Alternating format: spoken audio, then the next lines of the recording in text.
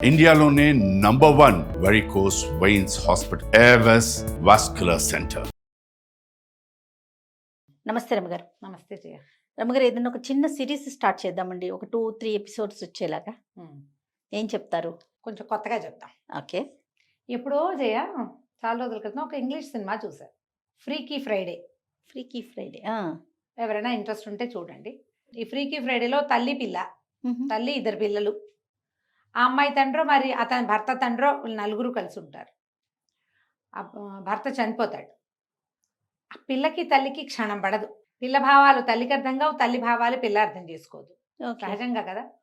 అయితే వీళ్ళు ఒక చైనీస్ రెస్టారెంట్కో ఎక్కడికో వెళ్తారు. తల్లి పిల్లకి పడట్లేదని ఆ రెస్టారెంట్ ఒక ముసలావిడ ఒక అమ్మాయి రన్ చేస్తుంటుంది. ఆవిడ తల్లి ఉంటుంది. ఆవిడ ఏం చేస్తుందంటే వీళ్ళకి ఏవో చాక్లెట్లు ఇస్తుంది, దాని మీద స్విచ్ రాస్తుంది. స్విచ్ రాస్తే తల్లి పిల్లగాను పిల్ల తల్లిగాను మారిపోతారు. బాగుంది. తల్లి పిల్లలాగా బిహేవ్ చేస్తుంది, పిల్ల తల్లిలాగా అవుతుంది. కొద్ది రోజులకి వాళ్ళకి అవతల వాళ్ళ కష్టం ఏమిటో తెలుస్తుంది అనమాట. ఓకే. తల్లి పడే ఇబ్బంది, కష్టము, ఆమె యొక్క ఐడియాలజీ పిల్లకి అర్థం అవుతుంది.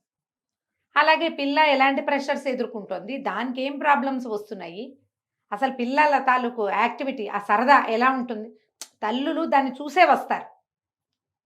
మన పిల్లల మనం చిన్నప్పుడు చిన్నగా అవ్వకుండా ఇప్పుడు పెద్ద అయిపోలేదు కదా. మనం చిన్నప్పటి నుంచి ఉండే మనం పెద్ద, కానీ మనం మర్చిపోతాం మన చిన్నతనంలో మనకి ఇలాంటివి ఉన్నాయి, ఇలాంటివి జరిగినాయి, మనం దీన్ని ఎదుర్కొన్నాం, ఈ అనుభవం మనదేనని తల్లులు అనుకోరు. ఒక వయసు వచ్చాక మర్చిపోతారు. అవన్నీ తెలుస్తాయి. చివరికి తల్లికి 2వ పెళ్లి చేసుకుంటూ ఉంటుంది ఆవిడ.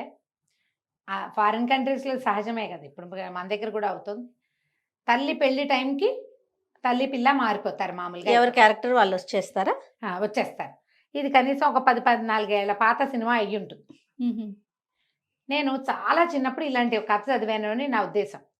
ఓకే. ఎప్పుడో చదివాను ఇలాంటిది, ఒక్క ఎపిసోడ్, ఒక్క సంచికే చదివా. ఎపిసోడ్ అని కూడా ఒక్క సంచికే చదివాను, ఎవరింట్లోనో. దానికోసం బాగా వెతుక్కున్నాను. 1950లో రాయబడింది చందమామలో ఈ కథ. తండ్రి కొడుకులు. ఓకే. Same switch. మీరు కావాలంటే ఫ్రీకీ ఫ్రైడే చూడండి, బాగానే ఉంటుంది సరదాగా. ఆ కథ చెప్దాం. ఇప్పుడు ఇంత ఉపోద్ఘాతం ఎందుకు చెప్పానంటే తప్పకుండా దీంట్లో మనం ఇంకొకటి నేను చెప్పదలుచుకుంది ఏంటంటే, తల్లి పిల్లలు లేదా తండ్రి కొడుకులు ఒకళ్ళనొకళ్ళు అర్థం చేసుకుంటే సమాజం బాగుంటుంది. అవునండి, జీవితాలు బాగుంటాయి. తండ్రులు మనము గడిపి వచ్చిన జీవితమే ఇది, మనకు కూడా ఇలాంటి సంచలనాలు, ఇలాంటి ఇబ్బందులు, ఈ కష్టం, నిష్ఠూరం ఇదన్నీ మనం అనుభవించిందేనని తండ్రులు అర్థం చేసుకుంటే, జ్ఞాపకం చేసుకుంటూ ఉంటే, అప్పుడు పిల్లలకి ఈ టీనేజ్ బాధలు అంత ఎక్కువ ఉండవు. అవునండి, ఎందుకంటే తండ్రి సహకరిస్తాడు కాబట్టి. పైగా మన కాలం నాడు నేను నడిచెళ్ళేవాడిని నా 12 ఏళ్ళప్పుడు అని అనుకోకూడదు. కాలం మారిపోయింది, ఇప్పుడంతా టెక్నాలజీ యుగం. మన చిన్నప్పుడు ఉన్నట్టే ఉండక్కర్లా, ఇప్పుడు రకం మారింది. అంతే కదా కదా. అక్కడి నుంచి పిల్లలు ఇంత కష్టపడతాడు తండ్రి తన కోసం, ఆయన తాలూకు ప్రతి స్వేద బిందువుని నేను వాడుకుంటున్నాను అని పిల్లలకు కూడా అర్థం కావాలి. మనం వాళ్ళని అర్థం చేసుకుంటే వాళ్ళు మనని అర్థం చేసుకుంటారు. అవును రమ్మగారు, అది చెప్పడానికే ఈ కథ. తప్పకుండాను. ఒకప్పుడట వైకుంఠంలో శ్రీ మహావిష్ణువు లక్ష్మీదేవి కబుర్లు చెప్పుకుంటున్నారు. లక్ష్మీదేవి అందట, ఏమండి ఎంతమంది భక్తులు ఉన్నారు మీకు, నిరంతరము ప్రార్థించే వాళ్ళు ఉన్నారు, ఎప్పుడైనా వాళ్ళ కోరికలు తీరుస్తున్నారా అండి మీరు అని అడిగింది. ఈయన అన్నాడు, తీర్చడానికి ఏముంది, తీరుస్తూ ఉంటాం, తీర్చము, ఏదో అడుగుతారు తీరుస్తాం. వాడు అడిగిందల్లా తీర్చేస్తే జీవితం నేల భూమి ఇలా ప్రశాంతంగా వెళ్ళదు. ఒక కోరిక వస్తుంది, అది వెంటనే తీరిపోయింది అనుకో, ఇంకోటి వస్తుంది. అలా సముద్రపు అలలు. అంతేగా. అందుకని వాడికి బాగా అవసరమైంది, వాడికి ఉపయోగపడేదే తీరుస్తాను నేను అంటే ఆవిడకి నచ్చల. కాదండి, పాపం ప్రతివాడికి ఏదో ఒక ఊహ వస్తుంది, వాడి కోరిక తీర్చాలి కదా. ఎవరో ఒకడికైనా వాడు అనుకున్నది అనుకున్నట్టు చెయ్యండి మీరు, నాకు చూడాలనుంది అని. సరే అన్నారు. నేనేం చెప్పంటే, భూలోకంలో ఈ ఒక ఊళ్ళో మనకొక భక్తుడు ఉన్నాడు, పరమ భక్తుడు. ఆయన పేరు సూర్యనారాయణ, సూరయ్య గారు అంటారు. ఓకే. ఈ సూరయ్యకి లేక ఒక కుమారుడో అని అడిగాడు, అడుగుతూనే ఉన్నాడు. ఏం జరుగుతుందో నాకు తెలుసు కుమారుడు కలిగాక. అయినా కూడా సరే అంత కోరుతున్నాడు కదా, ఒకసారి తీరుద్దామని తీరిస్తే కొడుకు పుట్టాడు. వాడి పేరు సత్యనారాయణ అని పెట్టారు. సత్యం. ఆ సత్యం పుట్టిన 1.5 ఏళ్లకే భార్య కాస్త గతించింది. ఓకే. ఇతనికి లేట్ వయసులో, ఎక్కువ పెద్ద వయసు వచ్చాక పుట్టాడు పిల్లవాడు. ఓకే. ఇప్పుడు 8 ఏళ్ళు 9 ఏళ్ళు వచ్చినాయి. వాడు పరమ గడసరి, ఈయన పరమ పిసినారి. తండ్రి కొడుక్కి క్షణం పడదు. ఇంట్లో ఉన్న వంటలక్క, తర్వాత ఏమో పనివాడు, పాలేరు, వాళ్ళే పెంచుతారు ఈ పిల్లాడిని. వీళ్ళిద్దరికీ క్షణం పడదు. ఇక చూడు వాళ్ళని అన్నాడు. సూరయ్య గారు లెక్కలు చూసుకుంటున్నాడు. సత్యం బండి నుంచి వచ్చేసాడు. ఏమిరా బండి నుంచి వచ్చావు అని అడిగాడు వాళ్ళ నాన్న. అడిగితే నా కడుపులో నొప్పిగా ఉంది అందుకే వచ్చేసాను అన్నాడు. అలాంటివి చెప్తారుగా పిల్లలు. అనగానే ఈయనకి ఒళ్ళు మండింది. ఎప్పుడు ఏదో ఒకటి చెప్తాడు వీడు. ఇలాగే చెప్తాడు. అయితేనేమి మన వంటలక్క ఇవాళ గారెలు ఆవడలు చేసింది, అవి నీకు ప్రాప్తం లేవన్నమాట, పడుకోపోయి లోపల కడుపులో నొప్పి తగ్గేదాకా అని గదిలోకి తోసేసి పిల్లాన్ని పోయి పడుకో గది, వాడు బయటికి రాకుండా గది గడి పెట్టేశాడు నాన్న. అయ్యో. ఆ గదిలోకి వెళ్ళాడు పిల్లాడు. గది బయట నుంచున్నాడు సూరయ్య గారు. ఆ లెక్కలు తెవలటల్లా. ఆయన అనుకున్నాడు, గోలో ఈ సంసారం ఏమిటో, ఈ పిల్లాడేమిటో, ఈ లెక్కలేమిటో డొక్కలేమిటో, చిన్నప్పుడే హాయిగా ఉన్నాను నేను, ఎంత హాయి. ఈ సత్యంగాడు చూడు ఎప్పుడు కావాలంటే అప్పుడు స్కూల్ మానిబారేసి వచ్చేస్తాడు. స్కూల్కి వెళ్ళాలన్న పాబంది కూడా లేదు బడికి, పకడ్బందీ ఏం లేదు, వాడు వెళ్ళాల్సిందేనని లేదు. మానేస్తే మానేస్తాడు. కడుపులో నొప్పి, కాలు నొప్పి, వేలు నొప్పి, నడు నొప్పి అంటాడు, జలుబు అంటాడు, వెళ్ళనంటాడు, ఏదో మారం చేస్తాడు, లేటుగా లేస్తాడు. హాయిగా స్కూల్ మానేసి ఎగ్గొట్టి కూర్చోవచ్చు. ఈ లెక్కాడొక్క తేలేసరికి దుంప దిగిపోతుంది, బాకీలు రావు బయట నుంచి. చిన్నప్పుడే హాయిగా ఉన్నా అనుకున్నాడు. లోపలున్న సత్యం అనుకుంటున్నాడు, దిక్కుమాలిన బడి, వెధవ బడి, ఎప్పుడు పోవాలి, వెధవ లెక్కలు, వెధవ మాస్టారు, చచ్చిపోతాను పడలేక. నాన్న పని హాయి, ఇంట్లో కూర్చుని హాయిగా లెక్కలు పెట్టుకోవటమేక, చక్కగా ఇనపెట్టి ఇట్టా తలుపు తీసి అట్టా డబ్బులు తీసుకోవటం, రొంటిని పెట్టుకుని బజారీలు రావటం, ఎప్పుడు ఏం కావాలంటే అవి తినేయటం. నాకేమో కడుపులో నొప్పి, కడుపులో నొప్పి అని చెప్పపోతే మాస్టర్ పంపడు, కడుపులో నొప్పి అంటే వంటలక్క తిండి పెట్టదు. తిండి ఎక్కువయ్యే కదా కడుపులో నొప్పి వచ్చేది. ఈ పూట లంఘనం చెయ్యని పడుకోబెడతారు. అమాంతం పెద్దనైపోతే నాన్నలాగా ఎంత హాయిగా ఉంటుంది అనుకున్నాడు. లక్ష్మీదేవి విష్ణుమూర్తి చూస్తున్నారు పైనుంచి. ఆవిడంది, ఏమండి పాపం పిల్లాడు కోరుకుంటున్నాడు, తండ్రి కోరుకుంటున్నాడు, వాళ్ళ కోరిక తీర్చండి అనేసరికి సరే చూద్దాం ఏం జరుగుతుందో అని స్విచ్ చేసేసాడు. ఈ తలుపు కొడుతున్నాడు, లోపల మంచం మీద పడుకున్నాడు సత్యం. వాకిట్లో తలుపు కొడుతున్నాడు సూరయ్య గారు. వాడు ఎంతున్నాడు సూరయ్య గారు? 8 ఏళ్ల బొట్టికాయ అయిపోయాడు. మనుషులు మారిపోయారు. శరీరాలు అలాగే ఉండి బుద్ధులు మారటం కాదు, మనుషులే మారిపోతారా? సూరయ్య గారు ఉన్నాడు కానీ ఆయన 8 ఏళ్ల పిల్లాడుగానే ఉన్నాడు. ఆయనకి లెక్కలు డొక్కలే ఉన్నాయి బ్రెయిన్ లో. ఓకే. నేను చిన్నపిల్లాడిని అయ్యానని అనుకోలేదు. బయట కిందకి నడిచొచ్చాడు. నడిచొచ్చి ఒక 4 అడుగులు వేసాడు. ఆయనకి బజార్లో పని ఉంది. ఓకే. ముందు ఈ వచ్చే లోపల ఏం చేశాడు, గది గడి పెట్టాడు కదా, మెట్లు దిగాడు. వంటలక్కకి నేను బయటికి వెళ్తున్నా అని కేకేశాడు. కేకేస్తే వంటలక్క వచ్చేసరికి బయటికి వెళ్ళిపోయాడు. వంట ఆవిడ, ఇదేమిటి పిల్లాడిని లోపల పెట్టి గడి పెట్టాం, ఎక్కడికో పోతున్నాను అంటున్నాడు, ఆయన ఏం చేస్తున్నాడు పెద్ద మనిషి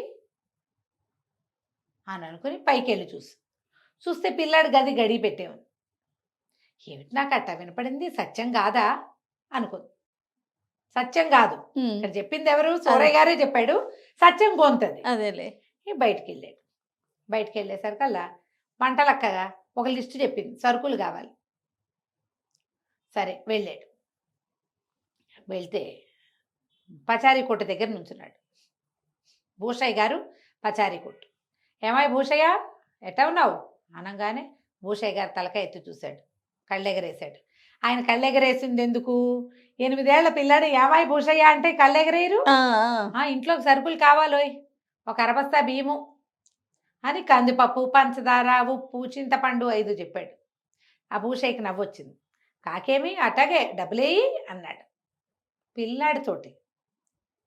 డబ్బులా అని జేబు తడుక్కున్నాడు. జేబు తడుక్కుంటే ఆ జేబు నేను నిక్కర్ జేబులో చేయి పెట్టానని తెలియలే, అప్పటికి ఇంకా తట్టలేదు. జేబులో చేయి పెడితే చేయి తీస్తే ఒక ఇంత పెన్సిలు, ఓ ఇంత దారపు ఉండ, అక్కడి నుంచి తుమ్మ జిగురుతో ఏమిటో ఉంది అందులో. తుమ్మ జిగురు జిగురులు అప్పటి కాలంలో ఏం చేసేవాళ్ళు, చెట్టు నుంచి పిక్కునేవాళ్ళం. దానికి ఒక పుల్ల ఇట్ట పెట్టుంది, దానికి తుమ్మ జిగురు ఉంది. ఇవేమిటి ఇవెట్టా వచ్చినాయి నా జేబులోకి?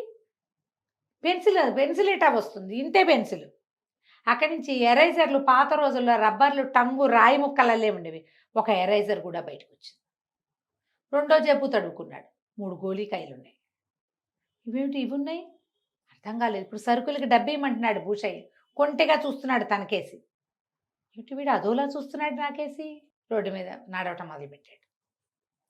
చచ్చేలా ఆకలిస్తుంది ఆయనకి. ఇదేంటి ఇంత ఆకలిస్తుంది? నేను గారెలు ఆవడలు తిన్నాను కదా, వంట చేసేసింది కదా ఆవిడే. మధ్యాహ్నం వంట అయిపోయింది, మధ్యాహ్నం భోజనం చేసి గారె ఆవిడ కూడా తిన్నాడు. ఓకే. పీకల మొయ్య తింటే నాకు చచ్చేలా ఆకలిస్తుంది ఏమిటి? చూస్తే బజార్ కనపడుతోంది, ఒక హోటల్ లాంటిది, మిఠాయి దుకాణం కనపడుతోంది, పూరీలు, జిలేబీలు అవి కనపడుతున్నాయి. డబ్బులు ఏవి మన దగ్గర ఏమున్నాయి? ఓ పెన్సిల్ ముక్క, ఒక రబ్బరు, ఇవి ఉన్నాయి. డబ్బులు లేవు. ఈ లోపల ఒక పిల్లాడు ఒకడు కనపడ్డాడు.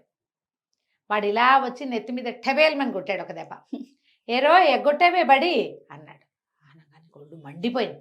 వెధవా, వీడెవడో నన్ను నెత్తి మీద కొడతాడా? వాడు చూస్తే ఇంత కొంటె మొహం వేసుకుని 7-8 ఏళ్ల బొట్టికాయ. వీడు నన్ను కొట్టడం ఏమిటి? వీడు నన్ను ఎందుకు కొడుతున్నాడు? అర్థం కాలేదు. పళ్ళు రాలగొట్టేస్తాను, ఏంటి పిచ్చి వేషాలు ఇస్తున్నావా, ఏంటి చేయలేపుతున్నావు అని గట్టిగా అన్నాడు. అనగానే ఆ కుర్రాడు తెల్లబోయాడు. అవతలవాడు తెల్లబోయి, అబ్బా నీకు మాటలు వచ్చినాయిరా, పంతులతో చెప్తా ఉండు నీ సంగతి అన్నాడు. బడెగొట్టి రోడ్ల మీద తిరుగుతున్నావు, కడుపులో నొప్పి అని చెప్పి ఇంటికి వచ్చేసి రోడ్ల మీద తిరుగుతున్నావా, నేను పంతులతో చెప్తా, పైగా నీకు ఇంత కొవ్వా, పళ్ళు నూరుతావుగా నన్ను చూసి అని వాడు వెళ్ళిపోయాడు. ఓకే. వాడి మాటలేమిటో వీడికి అర్థం కాలేదు. ఏమిటి నేను బడెగొట్టడం ఏమిటి, ఏమంటున్నాడు వీడు? తన ఆకారం గురించి తనకు తెలియదు, దాకా తెలియలే. 1-2 అడుగులు ముందుకేసాడు. వేసేసరికి ఈ స్వీట్ షాప్ ఉందిగా, వాళ్ళ దగ్గర మిఠాయి దుకాణాలకి బయట అద్దాలు ఉంటాయి. ఆ అద్దంలో కనపడ్డాడు. ఎవరు కనిపించారు? ఈయనకి కొడుకు కనపడ్డాడు. ఏమనుకున్నాడు, ఇదేమిటి సత్తిగాడు ఇక్కడికి వచ్చి నుంచున్నాడు, వంటలక్క మిఠాయిలు అవి పెట్టినందేమో, ఆవడ్లు గావర్లు, డబ్బులు పుచ్చుకుని కానీ వచ్చేసాడా వీడు, ఏమిట్రా అన్నాడు. అప్పుడు చూసుకున్నాడు, ఏమిట్రా అంటోంది, తనని తానే అనుకుంటున్నాడు. అర్థం కాలేదు. అటు ఇటు నడిచాడు. తన చెయ్యి నెత్తి మీద పెట్టుకున్నాడు. అద్దంలో తనే కనపడుతున్నాడు. తను సత్యంలాగా ఉన్నానని సూరయ్య గారికి అర్థమైంది. ఓకే. అందుక భూషయ్య ఎట్లా అన్నాడు, ఆ పిల్లాడు ఎవరో నా నెత్తి మీద టొపేరని లేవదీసినట్టు కొట్టాడు. ఎందుకు కొట్టాడు వాడు? తన ఫ్రెండ్ అనుకుని. అర్థమైంది. ఏంటి నేను ఇట్లా సత్తిగడ్లా ఎలా మారిపోయాను? అర్థం కాలేదు. కడుపులో కర్రలాడిపోతోంది ఆకలి. ఏం చెయ్యాలో తెలీదు. ఇక డబ్బులేమో లేవు. సరే ఇంటికి వెళ్ళిపోదాం అనుకున్నాడు. నడుస్తుంటే గాల్లో తేలుతున్నట్టు పడుతున్నాయి. సూరయ్య గారు 50 ఏళ్లవాడు. ఆయనకి లేటుగా కదా పిల్లాడు పుట్టింది. చిన్న బొజ్జ, బట్టతల, కళ్ళజోడు, స్థూలకాయం. నడవలేనివాడు, అరుగుదల లేదు, బాగా గబగబా నడవలేడు. ఇప్పుడు 8 ఏళ్ల పిల్లాడు ఎట్టంటే గాల్లో తేలుతున్నట్టు పడవు, ఆయనకి నడుస్తుంటే గాల్లో తేలిపోతున్నట్టు తూనీగల. ఇందాకంతా ఫీల్ అవ్వలా, ఇప్పుడు సత్యాన్ని తెలియలా అప్పుడు. ఇప్పుడు కరెక్ట్గా అర్థమైంది. నడిచొస్తుంటే ఇంటి సందు మొగదల్లో తన పాత స్నేహితుడు కనపడ్డాడు. సత్యంగా మారిపోయానని మర్చిపోయాడు. మార్చిపోయి, ఏరో ఈ సుందరం ఎలా ఉన్నావు అని అన్నాడు. ఆనంగానే ఆ సుందరం గారు కళ్ళు రూతూ, ఏమిట్రా కొవ్వెక్కిందా వెదవా, పెద్ద చిన్న లేదు, మీ నాన్నకి చెప్పి తాట ఒలిపిస్తానన్నాడు. అప్పుడు గుర్తొచ్చింది, నేను సత్యంగా మారిపోయాను. తాట ఒలిపించుకోవడం ఎవరికి ఇష్టమో. సరే పరిగెత్తుకుంటూ వచ్చేసాడు. ఇప్పుడు లోపలికి వచ్చాక డౌట్, ఏమిటి ఏం చెయ్యాలి? ఇప్పుడు తను పరిగెత్తుకుంటూ వెళ్తే ఎట్లా, ఏం చెయ్యాలో తెలియటల్లా. ఈ లోపల గదిలో ఉన్నాడు కదా కొడుకు, పిల్లవాడు. వాడు ఒళ్ళు సాగదీసుకుని పడుకుందాం అనుకున్నాడు. సాగదీస్తే సాగదే ఒళ్ళు. వంటలక్క ఏం పెట్టదు ఇప్పుడు, నాన్న తలుపు తీయడు, పడుకోవాలి మనం. కాసేపు నిద్రపోవాలంటే ఏ పక్కకి తిరిగినా ఏమిటో బొజ్జడ్డం పడుతోంది. మొహం మీద కళ్ళజోడు. వాడికి అలవాటేముంది, పక్కకి తిరిగి ఇట్లా పెట్టుకున్నాడు. పెట్టుకోగానే కళ్ళజోడు తగిలింది. ఇదేమిటి కళ్ళజోడు వచ్చింది? కళ్ళజోడు తీశాడు. తీస్తే ఏమీ కనపట్టాలా. మొహం నుంచి కళ్ళజోడు తీస్తే ఏం కనిపించట్లేదు. అదే వాడికి అర్థం కాదు. మళ్ళీ కళ్ళజోడు పెట్టుకుంటే కనిపిస్తుంది. ఇదేంటి నేను ఇలా అయిపోయాను, నాకు కళ్ళజోడు ఉండటమేంటి, ఆ కళ్ళజోడు లేకపోతే కనపడకపోవటం ఏంటి, పక్కకి తిరుగుతుంటే ఒళ్ళు ఏమో బద్ధకంగా ఉంది. మంచం దిగితే సత్యానికి తెలిసింది తన ఒళ్ళు ఎంతో బరువుగా ఉన్నట్టు. 2 అడుగులు వేసాడు. ఒక అల్మారా, దానికి ఒక నిలువుట అద్దము ఉన్నాయి ఆ గదిలో. పిల్లాడు కదా, ఆవిడ గదిలో అద్దం ఉంది. అటు తిరిగాడు. తిరిగేసరికి నాన్న కనపడ్డాడు. వెంటనే వీడు, నా కడుపులో నొప్పి లేదులే, బళ్ళోకి వెళ్ళిపోతాను అన్నాడు. అన్నాక తట్టింది. ఏమిటి నా గొంతు ఇలా ఉంది? పైగా అది నాన్న మాట్లాడుతున్నట్టు కనపడుతోంది. నాన్నలాగా మాట్లాడుతున్నానేంటి నేను? అటు ఇటు కదిలాడు. చూస్తే ఇంత బొజ్జ, స్థూలకాయం, పాత రకపు పంచ, పైన ఒక చొక్కా లాంటిది, ఏమంటారు దాన్ని, మనం బన్నీలు లాంటివి వేసుకునేవాళ్ళు పాత రోజుల్లో.